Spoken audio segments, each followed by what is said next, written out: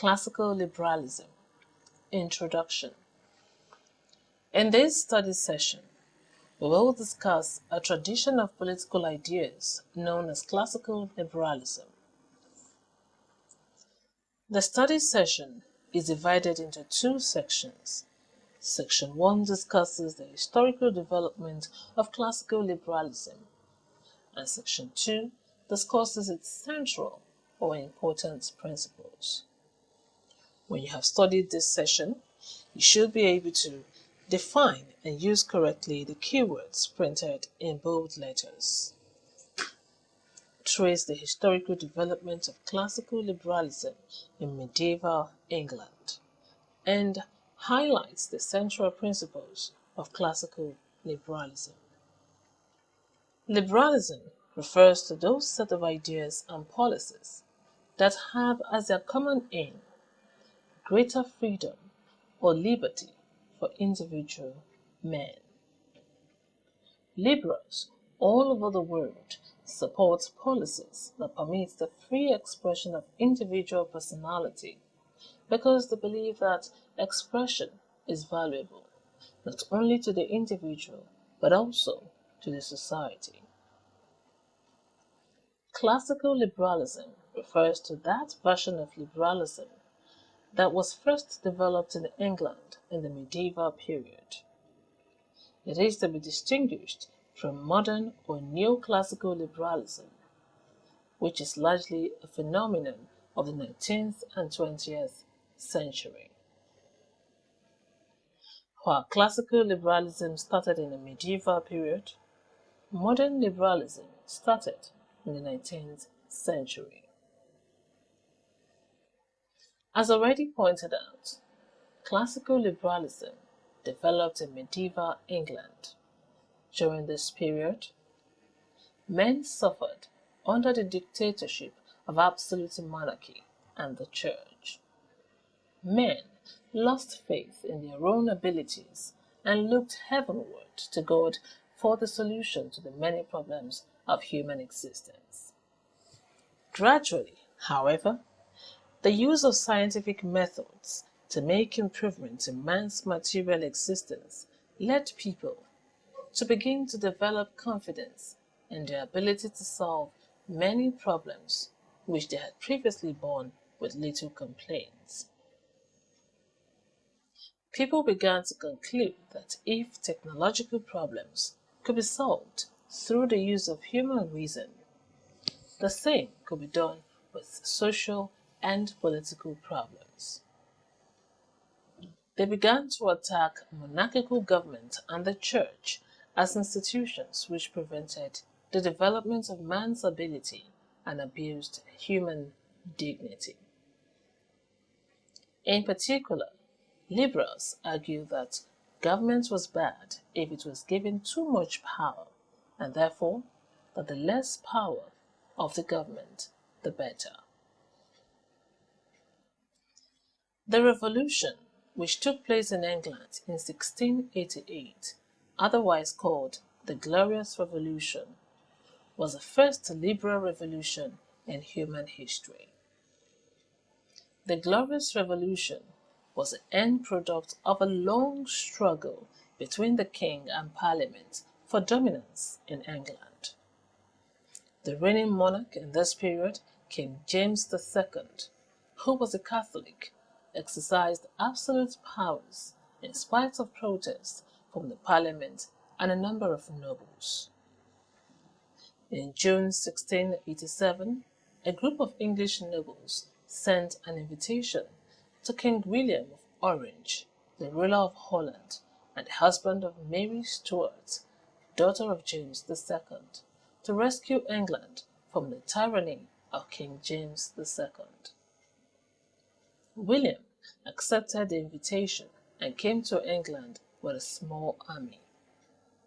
William was so popularly received in England that James II fled to France. Before allowing William and Mary to ascend the throne jointly as the monarchs of England, the Parliament adopted a document, the Bill of Rights, that limited the power of the English king. The bill guaranteed the Parliament, acting as the representatives of the people, the right to hold free elections, to meet regularly, to make known their views on various issues to the king, and to make laws. The king was not allowed to suspend any law made by Parliament and was prevented from levying taxes or keeping a standing army in peacetime without the approval of Parliament. The Revolution of 1688 was thus a major revolution in that it led to major changes in English government, but was practically bloodless, hence the label the Glorious Revolution. Modern British government developed from this revolution. The powers of the monarchy were steadily reduced until the monarch stopped playing an active role in government and was replaced by a prime minister elected from Parliament. This is the story of the first liberal revolution in human history. Principles of classical liberalism. In the previous section, we discussed the circumstances that led to the development of classical liberalism. In this section, we shall identify the major ideas or principles associated with classical liberalism and classical liberals. Human reason. The most important principle of classical liberalism is faith in human reason. Classical liberals were optimistic about the ability of human beings to solve their problems or improve their existence through the use of human reason.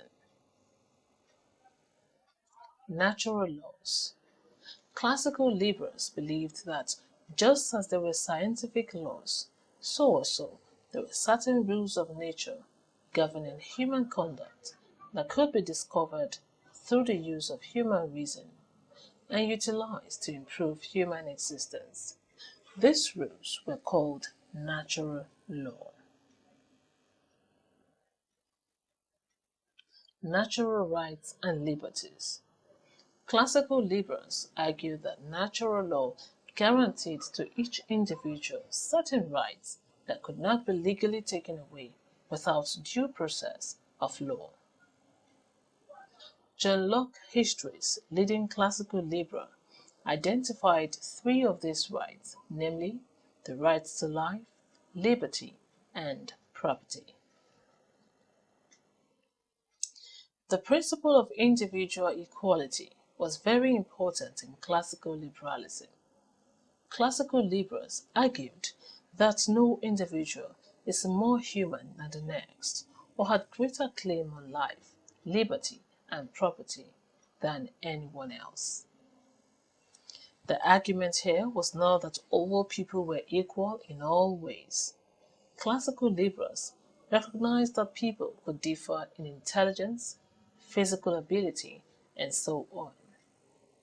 Classical liberals, however, insisted that in spite of differences in human ability, all people had the same natural rights. We have pointed out that John Locke identified three natural rights of man, namely life, liberty, and property. He and many other classical liberals attached great importance to the right to private property because of two reasons. One, they argued that possession of private property allowed people to provide for themselves and their families the basic necessities of life. Once they were able to satisfy these basic necessities, man could turn to the task of developing their character or human qualities. The possession of private property frees men from the pressures of daily survival, thereby allowing them to develop their human qualities. 2. The classical liberals also argued that private property is an extension of man's personality. They argued that when people applied their labor to produce or acquire private property, they transferred something of themselves into it. Therefore, private property is important because it embodies the personality of its owner. Economic liberty or free enterprise economy. Classical liberal economists like Adam Smith and David Ricardo argued for the extension of liberalism to economic sphere. They argued that the production of goods and services should be left to private individuals and groups whose activities will be regulated by impersonal market forces, such as the forces of supply and demand. The government should not interfere with the market forces because such intervention is likely to hamper free competition and efficiency in the production of goods and services. Government as defender of private property.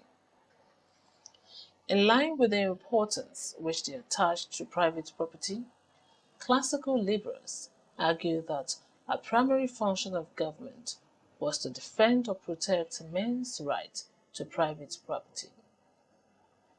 Government cannot therefore take away the private property of an individual except when it is very clear that a man's possession of property has hampered the natural rights of another. Parliamentary rule.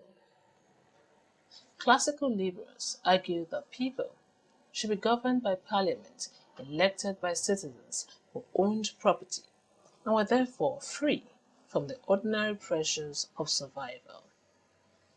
Those elected by parliament are representatives of the people, and they should take decisions which reflect the preferences or interests of the people who elected them. Classical liberals argue that Parliament, which was the direct agent of the people, should exercise more powers than the monarchy.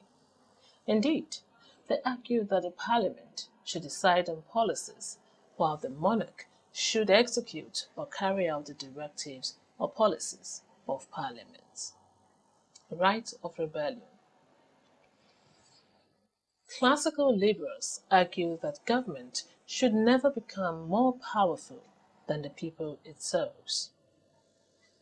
All just powers of government were given to it by the people, and the government should serve the people, rather than the people serving the government. Hence, if government tried to oppress the people or to interfere too much in their affairs, then the people had the right to remove that government and to create a new one that would serve them better. Read pages 57 to 65 of Baradat's Political Ideologies for more discussion of the principles of classical liberalism. See also the article on John Locke on pages 67 to 80 of David Thompson's Political Ideas, as well as the section on classical liberalism on pages 63 and 64 of Rudi and others, Introduction to Political Science. As you study the materials, try to identify any additional 2 or more principles that you think are related to classical liberalism.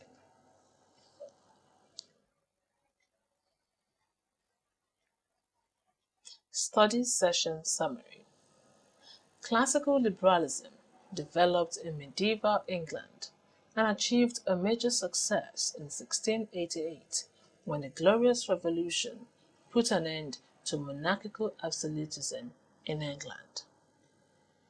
The major principles associated with classical liberalism are faith in human reason, natural law, natural rights and liberties, equality of individuals, importance of private property, economic liberty, government as defender of private property, parliamentary rule, supremacy of parliament over monarchy, and rights of the people to remove an oppressive government.